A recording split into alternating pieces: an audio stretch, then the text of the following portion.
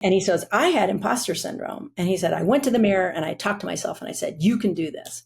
And I thought to myself, I don't know any women for whom that would reliably work. But he was repeating a story he'd heard told to him many times that gave him the internal narrative that he can do this. Yeah. And so women just have a different story to tell and to retell. Mm-hmm.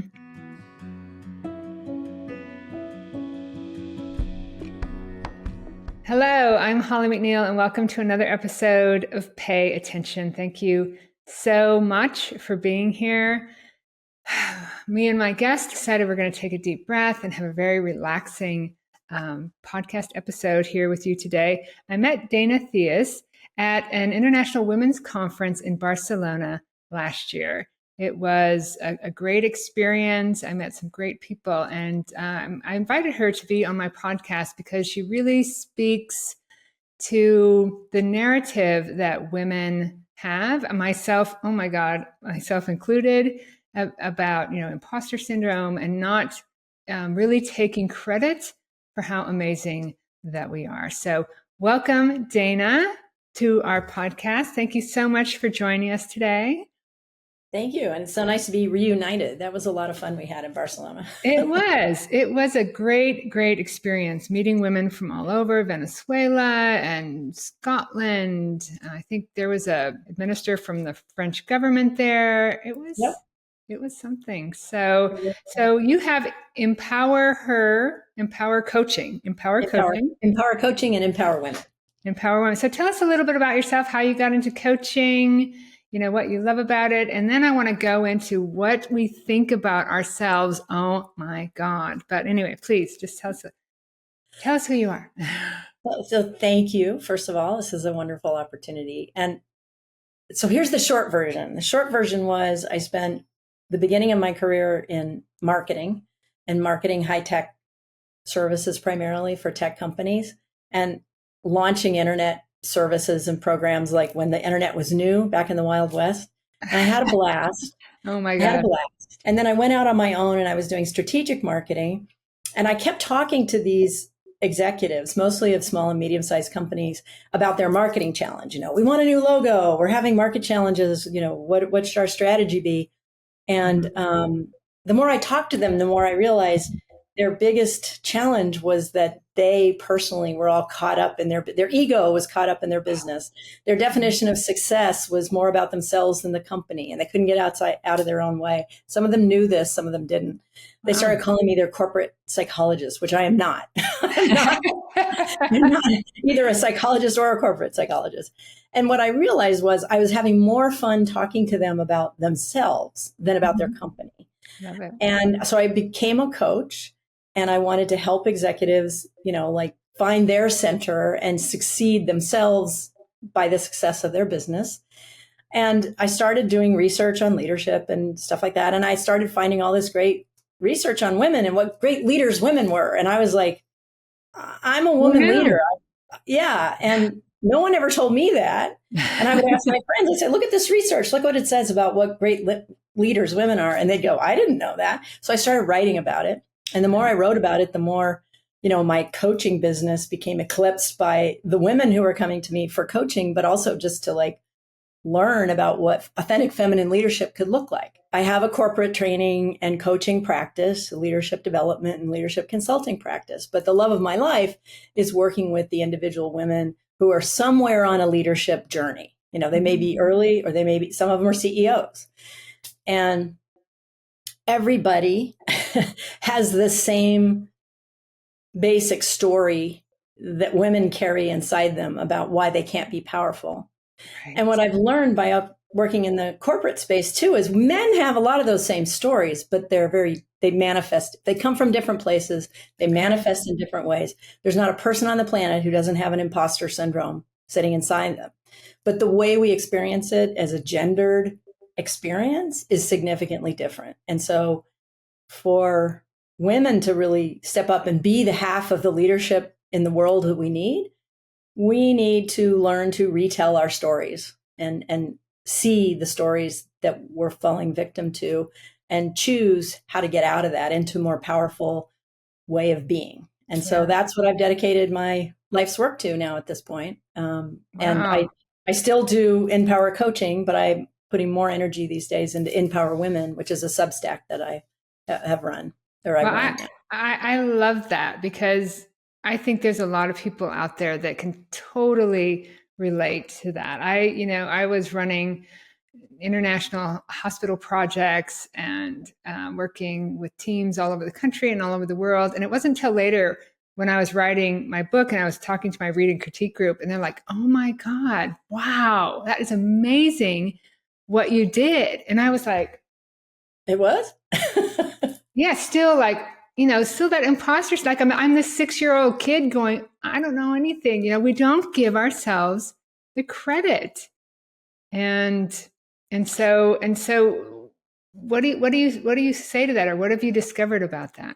What can you tell me about that? Why do we do this? Well, okay. I have a lot of things to say about that, but here's the main thing I'll say about that. Okay. That story that you're fake, if you feel powerful, if you feel knowing, if you feel like you're here for a reason and purposeful, but then you feel like, oh no, that can't be me. Can't be me. Yeah. That's not me. That voice of "it's not me" has been programmed into you through centuries of stories about women that go back to Eve. Wow. Our bodies, Eve's body that produces life, was the downfall of man. Wow. Now that is a story that St. Augustine wrote in the 400s. Right. It's Eve's fault. She did it. Yeah. And it goes back before that. The Code of Hammurabi built in, that women were property. Yeah. And we can trace these stories through time, the burning of the witches, putting women into asylums, who had postpartum depression, like there are stories through time about how women are bad and evil, or they're perfect mothers. And if you're not the perfect mother, then you must be bad or evil. And so anytime someone feels powerful, these stories come up. And where do we see them now? We see them in our movies.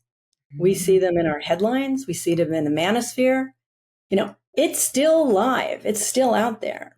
And your mother survived by believing it. And she handed it to you to help you survive. And so here you are with these centuries of stories in your head, and you have an authentic, powerful thought or feeling, and all those stories yell at you. Yeah. And who is it that's in your life that's telling you that's just a story? That's right. That's right. Why don't we question things? One of the things I teach is that the brain protects its programming to keep you safe. And so you have these laws of transformation that any new ideas must go through. And so what you're saying is this idea that women are powerful does not meet the laws of transformation of the stories that we've been told, generation after generation after generation. I remember someone at our conference that actually talked about that those that information can actually travel in our genes, physically with us. So not just the stories that we hear, but our actual bodies are telling us that. So you're right. Our emotional centers is much stronger, and it's autopilot. It's the prefrontal cortex that isn't. So we have to actually stop and say, wait a minute, this is bullshit. I am amazing. Look at what I've done. And you have to apparently we have to do that over and over and over again, because we're not getting the message. The brain has to believe something, because the brain's in its black box, right? It doesn't know anything that doesn't come into it. Yeah. And that's right. That's why imagination is as powerful as what we see with our senses, if we let it be, right? The brain will take it on, doesn't ask any questions, just takes it on, right? And so we always say, well, that's a limiting belief. So what do we want to do? We want to get rid of our limiting belief. But guess what? The brain can't get rid of a belief without replacing it with something. Okay. So the way to get rid of the imposter thoughts or the story about yourself that you were handed by your mother or your father or whoever. And this is the same process for men. I mean, this is a human reality. You have to say, okay, I'm amazing. That doesn't really feel true right now because I have all these other stories. Right. So So you know what? It's true that this other story that I'm not amazing, that's a thought I have. You're It exists. accepting it, right? You accept that you created Yeah. it. Mhm. It's maybe it was I created it, maybe it was handed to me, but it exists in me and I accept that. Exactly. And it's also true that I did this amazing healthcare project, that I project managed hundreds of millions of dollars of corporate assets. Those are both true. Which one do I choose to put my energy on? Right. It's all about where you put your energy, isn't it? You remember the story of the wolves, about the two wolves that walk with you? The one that's terrible and nasty and will eat you, and the other one that's there to protect you. Who wins? The one you feed. And honestly, love that. when you notice that, you notice the two wolves, you notice the two truths, and you choose to put your energy into the one that makes you feel better. If you do that over and over and over again, the other thought it's still there. It still pops up. But the neurons, neurons don't fire together, don't wire together. They start to break apart. Yep. You carve a new path in your brain. Yeah. And, this is actually perfect timing for me because I've been going to conferences for college students, and I was just hired to go speak at Southern Louisiana University and do a meditation for them. And so right away, it's like, oh, you can't do that. It's like, I've been doing it. I can do it like the back of my hand. Yeah. So which wolf am I going to feed? Right. Yes. It's exactly, but it comes up quickly. So you have to catch it, right? Okay. Not feeding you, but it's absolutely true for the most successful of women. Yes. And by the way, the most successful of men too. Yeah. Men absolutely have the imposter syndrome. And here's the other thing I've learned about the imposter syndrome over time. Women are told it's in us. I have clients come to me saying, I think because I'm a woman, this is who I am. I'm an imposter. Oh, God. And I, of course, have to say, that is not true. That story goes back to Eve. Your womb damned you. No, your genes, your femininity does not damn you. Right. That's the story. But for men and women both, here's what happens, and it's happening to you right now.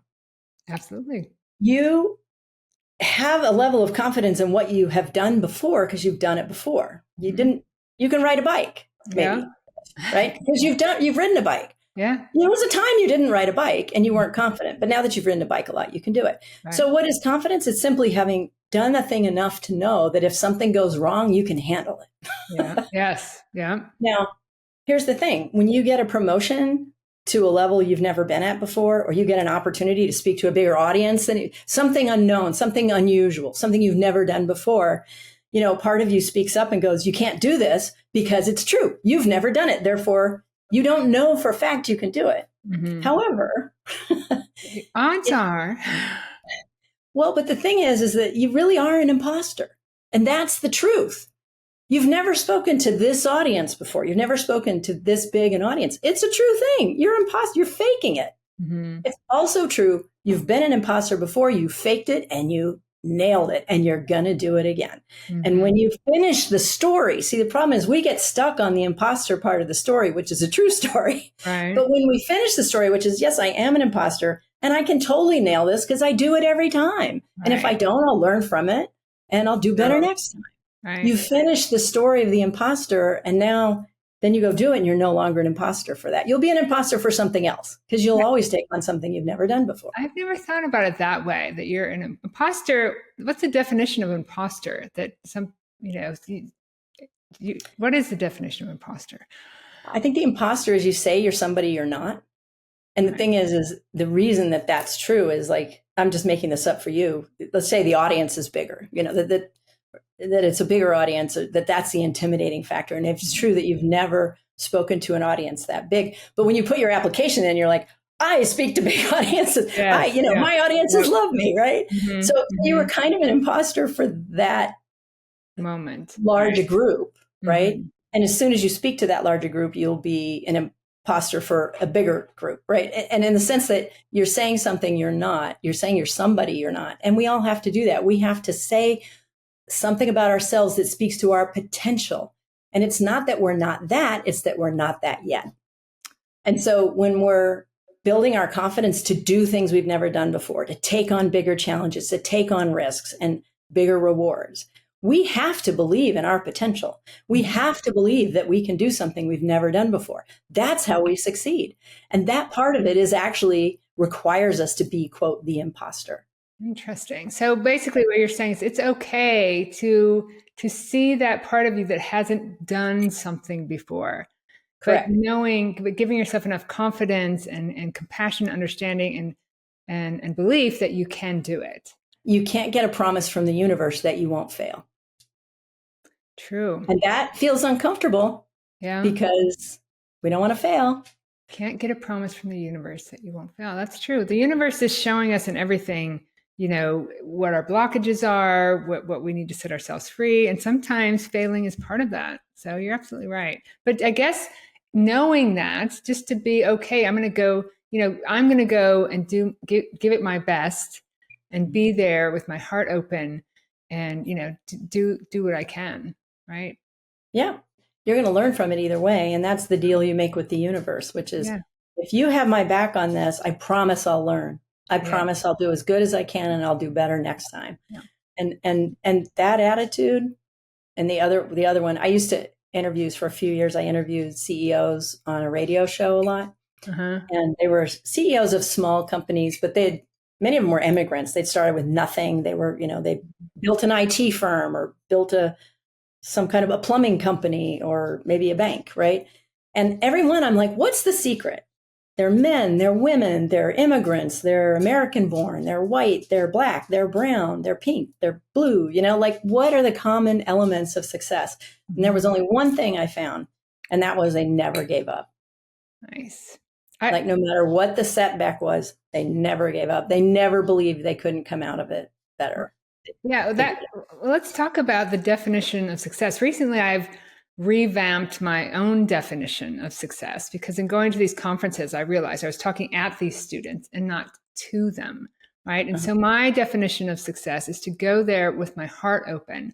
And the more you let stuff flow, the universe work through you and not try to grab onto any kind of result, it's much easier. There's this amazing flow to life that you can allow to work through you. So at the last couple of conferences, I was able to do that. Just open my heart, look my students in the eye and watch their light shine, and for me, that was success. So thank you for reminding me of that because when I go there, that's my goal, right? Not to prove that Holly is this or I'm good enough for that.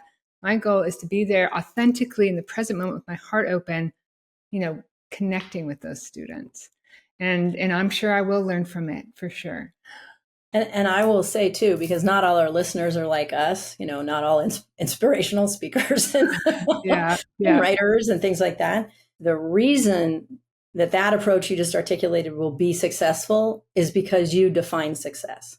Right. The answer's different. If you were running a company, you'd want to stay in the black and not in the red. Of course. And there may be other definitions, but the point is that intentionality is what allows you to intuitively direct all your energy to achieving it. So regardless of what it is, when you give your mind that picture of success, not a words on a page, but an experience of success, imagining success before you achieve it. This is how athletes win, right? They just imagine getting across the line before everybody else, right? Is when you focus on whatever it is, you're naturally aligning your entire being and body and mind and emotional self and spirit into doing whatever it has to do in the world to make that happen. And a lot of us go through life without intention. I ask so many people, what do you want? And they're like, I don't know. Right. That's a beautiful point, right? You really need to be clear about what it is that you want. The mind is very, very powerful. It can help you, to be open and to receive and to flow, or it can stop you in your tracks with doubt and, anxiety running through your body. So that intention is a lot. You're right. You're absolutely right. And you have to give yourself permission to change it. So a lot of people are like, oh, I don't want to, connect to some definition of success that what if I don't want it when I get there? I'm like, get there and decide you don't want it then. More realistically, you'll head towards it. And if you don't want it, you'll adjust course and come up with a new intention. But, Right. you're not committing yourself that Right. if you don't achieve this, you'll fail, because you still have permission to keep refining it. In college, when I was applying for the School of Architecture, I thought, if I don't get into the school, my life is over. Right? But there are many paths, right? Women, men are very smart, and if you're going for success, you're intending success. The failures are just redirecting your life a little bit, right? So be open to those. Be open to feeling that imposter syndrome, to surpassing it time and time again, and giving yourself credit for what you do. So I'm curious, as we wrap this up, how do men, and you've mentioned it a couple of times, but they manifest this imposter syndrome. Can you just give us some clues on how it's different and what it looks like? It's a human experience to have self-doubt when you do things you've never done before. Okay. But that story, remember the story I said that women are told about, that our fundamental flaw being baked into our physiology? Yeah. They kind of had the opposite story. They grew up with a story, and sometimes it manifests. There's the ancient stories, but there's also the children's stories that we hear. Little girls, when they fall, their parents run over and say, "Oh, are you okay? And let's keep you safe." And we try to keep little girls safe. Yeah. Little boys are encouraged to just fall down a little more, and you'll pick yourself back up. And good job. Move on. You look at you. You're running now. Good boy. Yeah. And so they've internalized a different story. So they still get to that point where they're not sure they can do it. And I heard once that one of the ways I clued into this years ago is I heard this podcast with like the CEO of Disney or something, like some really successful man who was talking about how he went through a period, like when he first got to CEO or something like that. And he said he'd wake up in the morning paralyzed with fear. I have to talk to the investors today. Oh my God, what am I going to say? And he says, I had imposter syndrome. And he said, I went to the mirror and I talked to myself and I said, you can do this. And I thought to myself, what woman is going to, how is that? I don't know any women for whom that would reliably work. Right. But he was repeating a story he'd heard told to him many times that gave him the internal narrative that he can do this. Yeah. And so women just have a different story to tell and to retell. And retell your story. Build new narratives for ourselves. Building new narratives. Yeah. And there's 1,000 stories in us that we have to rebuild. This one happens to be one of the main ones. There is. You're right. So for our listeners today, that kind of exactly hear what you're talking about, what's is there a tip or something that, some words of wisdom you can, I'll put you on the spot, leave them with? I'll tell you the one trick that seems to work for everybody. And you can use it for anything, including the imposter syndrome or anything, which is listen to that internal narrative. Don't shut it up. Don't shut it down. It's got a gift for you. Okay. But you have to talk to it to hear the gift. And here's how you get the gift, the easiest way. It's going to tell you all the negative things. You can't do that. You shouldn't do that. Negative words. Don't, can't, shouldn't, won't, couldn't.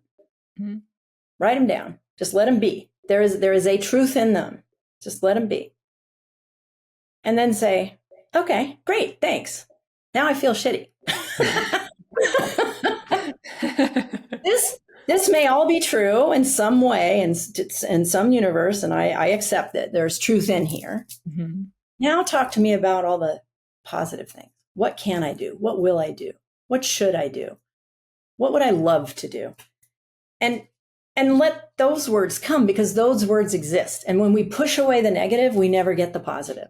Right. And pushing makes them stronger, right? Well, it just increases their resist. They're just like, or trying to tell you something. And you're like, I don't want to hear it, right? Right. Okay. Yeah. Somebody says, no, tell me. All right, that's all bad. Keep talking, but start talking positive. And here's what happens. It's like you go from being on your back foot to being on your front foot. I'm not smart enough. I'm not good enough. And it's like you're on your back foot, just feeling beat up. And you say, okay, great. What can I do? Well, you're a really good listener. Great. What can I do with that? You can engage people. You can influence people. You're really good at drawing people out who who have solutions to problems that aren't on the table.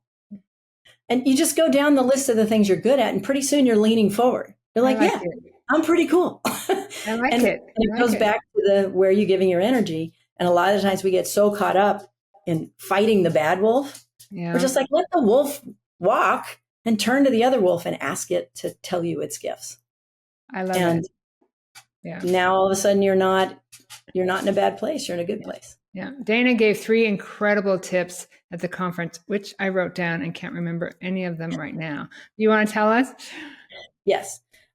So in addition to the imposter syndrome and that rides along with it, the one thought that every woman has to let go of is the need to be perfect. Okay. The need to be perfect will keep you back from your potential every time.